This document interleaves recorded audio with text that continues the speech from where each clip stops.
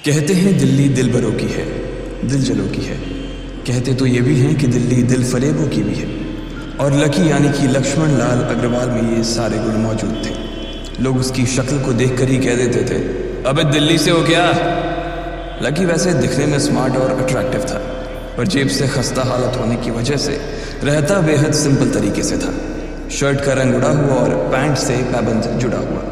कहने को तो उसकी उम्र के लड़के दिल्ली की सड़कों पर रात को मोटर बाइक दौड़ाते थे, लेकिन लकी उर्फ लक्ष्मण लाल अग्रवाल सिर्फ कमरे से कॉलेज में पढ़ाई और गर्लफ्रेंड डिम्पल के साथ थोड़ा वक्त बिताना, फिर कॉलेज से दुकान, दुकान से जब होम डिलीवरी आए तो वहाँ, और फिर घर चला जाता था। हाँ, कभी कभी जब वो किसी लड़के को खाली सड़क पर मोटर बाइक दंदनाते हुए देखता तो कहता, एक दिन अपना टाइम भी आएगा जब मैं चश्मा लगा कर बैठूंगा और पीछे डिम्पल को बैठाऊंगा। देखना, जब वो मेरी कमर में अपना हाथ कसेगी और मैं तेज़ी से मोटरसाइकिल को इंडिया गेट के आसपास दौड़ाऊंगा, तो सारे दिल्ली का दिल हम दोनों को देखकर चलेगा। दुकान में रखा हुआ बर्नॉल भी काम नहीं आएगा। लकी ने कहा और अपने हाथ में बर्नॉल की क्रीम को दबा दिया। जैसे ही उसने क्रीम को दबाया, उस क्रीम बाहर आ गई। अबे गधे, क्या कर रहा है? वो कोई स्पंज की गेंद है क्या जो उसे दबा रहा है? दुकान के मालिक ने उसे फटकारते हुए कहा और उसके सर पर एक चपत लगा दी। Sorry sir. लकी ने अपना सिर बचाते हुए कहा। वो करोल बाग में स्थित एक छोटी सी मेडिकल स्टोर पर काम करता था। उसकी दुकान का नाम था चमन मेडिकल स्टोर और उसके ओनर का नाम था चमन लाल। लकी पिछले 5 साल से इन्हीं की दुकान पर काम कर रहा था। यहाँ इस छोटी सी शॉप पर काम करना उसकी मजबूरी थी। लाइफ में कंगाली की वजह से उसे कॉलेज में पढ़ाई पूरी करने के लिए पार्ट टाइम जॉब करना था। उसने कई अच्छी जगह अच्छी तनख्वाह की नौकरी ढूंढी, पर नहीं मिली और वो इस मेडिकल स्टोर पर ही अटक गया। गधे, अब इसके पैसे क्या तेरा बाप भरेगा? कटेगा। इसका पैसा भी तेरी तनख्वाह से कटेगा और एमआरपी से डबल रेट पे कटेगा। चमन ने अपने दांतों को किचमिचाते हुए कहा। गुस्से की वजह से उसकी नाक फूल गई थी और लकी की सांसें। उसने घबराते हुए ओनर से पूछा, एमआरपी से डबल क्यों सर जी? ताकि अगली बार से ऐसी कोई हरकत करने से पहले तू डबल बार सोचे, चमन ने कहा और उसके हाथ से ट्यूब छीन ली।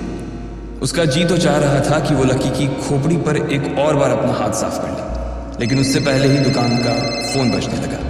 फोन की घंटी बजते ही लकी को वहां से निकलने का मौका मिल गया और वो भागते हुए फोन उठाने के लिए चला गया। हेलो जी, करोल बाग के बेस्ट मेडिकल चमन मेडिकल स्टोर से बोल रहा हूँ, बताइए क्या काम था? ये लकी की पेटेंट लाइन थी। चाहे कहीं से भी फोन आए, लेकिन उसे फोन पर बस यही बोलना था। जैसे ही इधर लकी ने अपनी बात कही, उधर से जवाब आया, मैं ब्लूमिंग नाइट होटल के कमरा नंबर 303 से बात कर रहा हूँ। एक छोटा सा ऑर्डर है, नोट करो और जल्दी से होटल पर डिलीवर करवा दो। वो एक लड़के की आवाज़ थी।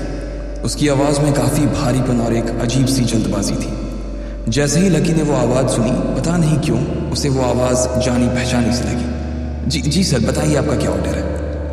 हाँ तो लिखो, हार्ट प्ले के 2 पैकेट और 1 पैकेट टिश्यू।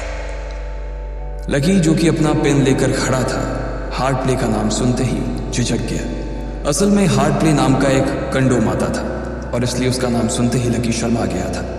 इतने साल से भी मेडिकल की स्टोर पर काम करने के बाद उसे इन चीज़ों का नाम सुनने में शर्म आती थी। हेलो भाई, लिखा कि नहीं लिखा? उस आदमी ने फिर से लकी से पूछा। जी सर, लिख लिया सर, लिख लिया। लकी ने खिसिया कर हंसते हुए कहा। लिख लिया तो फिर लेकर निकल, उस लड़के ने कहा। उसकी आवाज़ सुनकर ना जाने ऐसा क्यों लग रहा था कि वो बहुत बड़ा आदमी था। जी सर, मैं सर, लेकिन सर बाहर तो बारिश हो रही है, लकी ने कहा। उसने देखा कि बाहर बहुत तेज़ बारिश हो रही थी। उनकी दुकान के सामने पानी भर गया था और तेज़ हवाओं की वजह से चमन मेडिकल स्टोर का बोर्ड भी गिर गया था।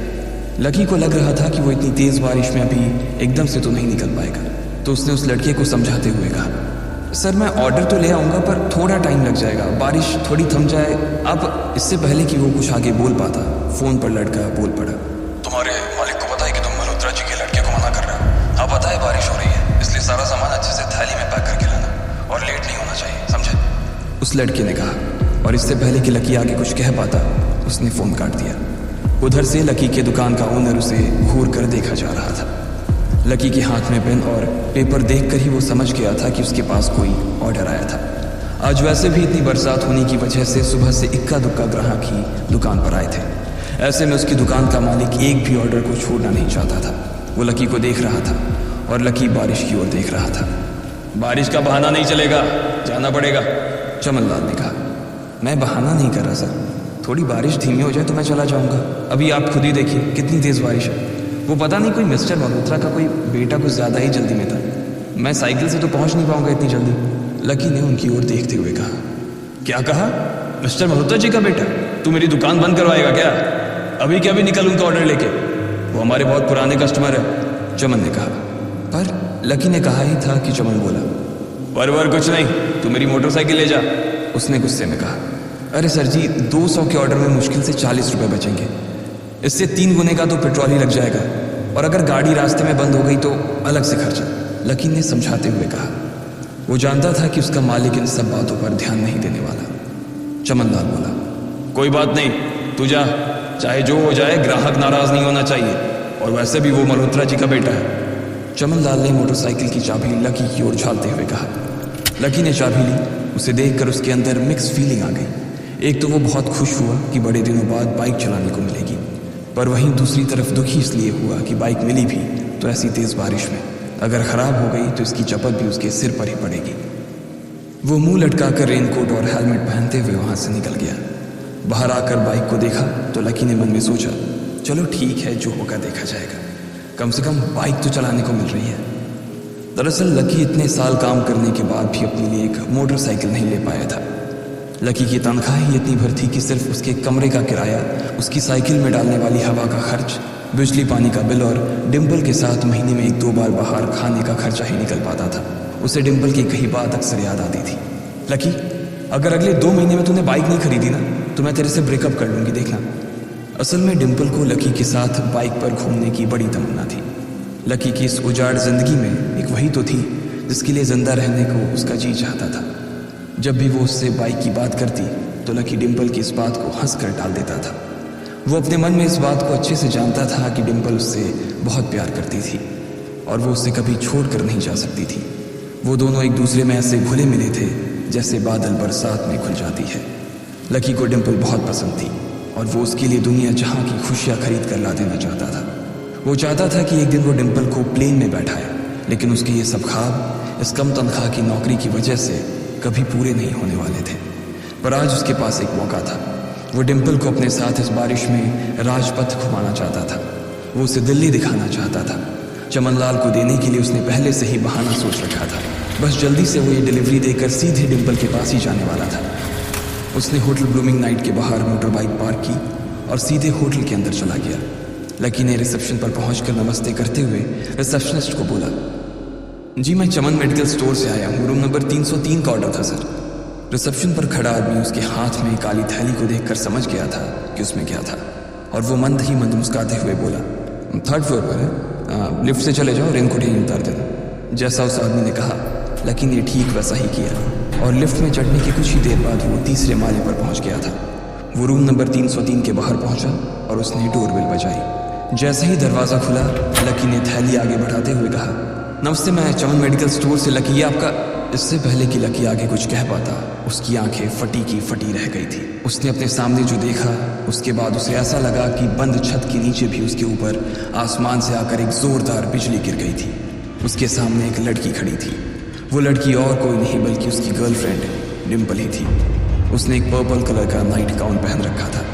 उसके काले घने बाल गीले थे और उसने उन्हें अपने कंधे पर फैला रखा था। उसकी खुशबू से ही ये चीज़ साफ पता चल रही थी कि वो अभी अभी नहा कर आई थी। डिम्पल, तुम यहाँ क्या कर रही हो? लकी को अपनी आंखों पर विश्वास ही नहीं हो रहा था। उसने 2 बार अपनी पलकें झपका कर देखा, लेकिन दोनों बार ही उसे अपने सामने डिम्पल ही नजर आई। तुम यहाँ क्या मेरा पीछा करते हुए आए हो लकी? डिम्पल ने उल्टा उसी के ऊपर पलटवार करते हुए कहा। लकी को देखकर उसके दिल की धड़कन भी तेज हो गई थी। उसे उम्मीद नहीं थी कि लकी यहाँ आ जाएगा। उसने ना तो सुबह से उसे फ़ोन किया था और ना ही उसके मैसेज का कोई जवाब दिया था। वो अपने मन में सोच कर बैठी थी कि वो अगले दिन खुद ही उससे मिलकर बोल देगी कि उसकी तबीयत खराब थी। डिम्पल बेबी, क्या हो गया है? किससे बात कर रही हो? अचानक से एक गबरू जवान सा लड़का दरवाजे के पास आकर खड़ा हो गया था। उसने बनियान पहन रखी थी। लकी उसे पहचान गया था। साले राहुल के बच्चे, तेरी हिम्मत कैसे हुई मेरी डिम्पल को हाथ लगाने की? लकी ने जैसे ही राहुल को देखा उसके तन बदन में मानो आग सी लग गई थी। वो उसे इस वक्त इतना बुरा मारना चाहता था, इतना बुरा पीटना चाहता था जिसकी कोई हद सीमा नहीं थी। लकी जिस कॉलेज में पढ़ता था, राहुल और डिम्पल भी उसी में पढ़ते थे और वो कॉलेज राहुल के फादर का ही था। डिम्पल ने राहुल के पिता की एक कंपनी में जॉब पकड़ ली थी और राहुल उस पर बहुत लाइन मारता था। लकी ने 1-2 बार डिम्पल को उससे दूर रहने के लिए भी कहा, लेकिन डिम्पल ने उसे ये कहकर टाल दिया था कि वो सिर्फ अच्छे दोस्त थे। आज भी इससे पहले कि वो आगे बढ़ता, डिम्पल उन दोनों के बीच आ गई। रुक जाओ, डिम्पल ने गुस्से में कहा और लकी के सीने पर हाथ रखकर उसे रोक दिया। लकी लंबी सांसें ले रहा था और कुछ ही सांसों के बाद उसका गुस्सा शांत हो गया। अब डिम्पल के पास भी छुपाने के लिए कुछ नहीं था, इसलिए उसने लकी से कहा, लकी, आज से तुम्हारा और मेरा ब्रेकअप। ब्रेकअप? लकी के पैरों के नीचे से जमीन खिसक गई थी। उसकी आंखें नम हो गईं। लकी को उसकी बातों पर विश्वास नहीं हो रहा था। उसने डिम्पल की ओर देखा और बोला, डिम्पल, हम पिछले 1 साल से एक दूसरे के साथ हैं और तुम हो कि मुझसे ब्रेकअप करना चाहती हो? अरे मैं तो तुम्हारे लिए नई बाइक लेने वाला था। चल रहने दे, आज ही याद आई है तुझे बाइक की। अरे तेरे पास मुझे बाहर घुमाने के लिए, खिलाने पिलाने के लिए पैसे तो है नहीं, तू कहाँ से लेगा बाइक? और अगर ले भी लेगा तो उसमें पेट्रोल कहाँ से डलवाएगा? तेरी 8,000 रुपये महीने की नौकरी, उसमें होगा ये सब? लोग हंसते हैं मेरे ऊपर जब मैं सरोजनी में तेरे साथ घूमती हूँ। मैं ऐसी लाइफ नहीं जीना चाहती लकी। मैं तेरी तरह गरीब नहीं रहना चाहती। तूने मुझे फंसाया था, उल्लू बनाया था तूने मुझे, इसलिए मैंने राहुल से मैचअप कर लिया है। आज से यही मेरा बॉयफ्रेंड है, डिम्पल ने गुस्से में कहा। अच्छा, तो बेबी ये है तुम्हारा वो बेकार सा एक्स बॉयफ्रेंड? राहुल ने पूछा और डिम्पल के बगल में आकर खड़ा हो गया। फिर उसने लकी के हाथ से थैली उठाई और उसमें से हार्ट प्ले का पैकेट निकालकर उसे चिढ़ाने के लिए उसे हवा में लहराने लगा। बाप रे, इससे बदकिस्मत इंसान इस दुनिया में और कौन होगा? राहुल ने उसकी टांग खींचते हुए कहा। लकी के पास उसकी बात का कोई जवाब नहीं था। उसने गुस्से से डिम्पल की ओर देखा और अपनी हाथों की मुट्ठी भींच ली। फिर वो वहां से निकल गया। अबे पैसे तो ले जा, सब कुछ फ्री में देता जाएगा क्या? राहुल ने जोर से ठहाके लगाते हुए कहा, लेकिन लकी बिना उसकी बात सुनते ही निकल गया। उसके दिमाग में डिम्पल के कहे शब्द गूंज रहे थे। उसने कभी सपने में नहीं सोचा था कि डिम्पल उसके साथ कुछ ऐसा भी कर सकती थी। जिस इंसान के लिए वो इतना कुछ करना चाह रहा था, उसे उसकी कोई कदर ही नहीं थी। लकी इतना हताश हो गया था कि बुरी तरह से रोने लगा। इस बार वो लिफ्ट से नहीं बल्कि सीढ़ियों से नीचे उतरा और एक ही एक सीढ़ी उतरने के साथ उसके आंसू आंखों से छलकते जा रहे थे। जब उसकी आवाज़ सुनकर कुछ लोग अपने कमरे से बाहर आए तो लकी ने तुरंत अपने आंसू पोंछे और तेजी से वहां से भाग गया। उसे जिंदगी में पहली बार प्यार हुआ था और पैसों की कमी की वजह से ना सिर्फ उसका प्यार बल्कि उसकी पूरी जिंदगी बर्बाद हो गई थी। लकी जैसे ही बाहर आया तो उसने देखा कि बाहर अंधेरा हो गया था। आसमान में तेज बिजली कड़की और बारिश जो थमी थी एकाएक फिर से झमाझम बरसने लगी। ये देख लकी के थमे हुए आंसू एक बार फिर से छलक गए। उसका दिल बुरी तरह से डूब चुका था, लेकिन उसे इस बात की खुशी भी हो रही थी। आखिर आज उसे डिम्पल का असली चेहरा नजर आ गया था।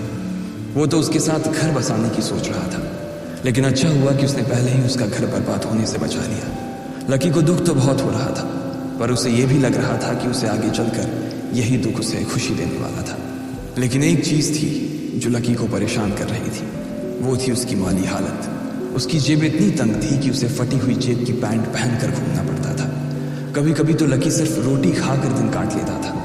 वो कब से कोशिश कर रहा था कि कोई अच्छा काम पकड़ सके, लेकिन उसे कोई काम देने को राजी नहीं था। उसने टूटे हुए दिल को दिलासा देते हुए मन में सोचा कि डिम्पल पर खर्च होने वाले पैसे बच जाने से शायद उसके हालात सुधर जाएंगे, पर फिर भी वो रातों रात रईस नहीं हो जाने वाला था। उसने ऊपर आसमान की ओर देखा और जोर से चिल्लाया, अगर इतना ही अनलकी बनाना था तो फिर नाम लकी क्यों रखा भगवान? वो जितनी जोर से चिल्ला सकता था उतनी जोर से चिल्लाया। उसकी आवाज से आसपास खड़े लोग एक बार तो डर गए थे। लकी ऊपर ही देख रहा था और उसके आंसू बारिश के पानी के साथ मिल गए थे। जैसे ही वो फूट कर रोने को था, तभी उसके फोन पर एक मैसेज आया। जैसे ही लकी ने अपना फोन निकालकर उस मैसेज को पढ़ना शुरू किया, उसकी तो आंखें ही चमक गईं। अचानक उसके आंसू हंसी में बदल गए और वो जोर जोर से वहीं सड़क पर नाचने लगा। उस मैसेज में लिखा था, परिवार की रिसर्च और परिवार के निर्णय के हिसाब से अग्रवाल परिवार का वारिस लक्ष्मण लाल अग्रवाल उर्फ लकी ने गरीबी अभ्यास की परीक्षा को पास कर लिया है और आज से ही वो उस जमीन और उस जायदाद का मालिक हो जाएगा जो परिवार ने उसके नाम कर रखी थी। ये एक ऐसा मैसेज था आखिर कौन था लकी? क्या थी उसकी असलियत? और वो कैसे रातों रात ही अनलकी से लकी हो गया था? आपको क्या लगता है, क्या होंगे इन सभी सवालों के जवाब? कमेंट बॉक्स में कमेंट करके ज़रूर बताएं। और सभी सवालों के जवाब को जानने के लिए सुनते रहिए इंस्टा मिलियन।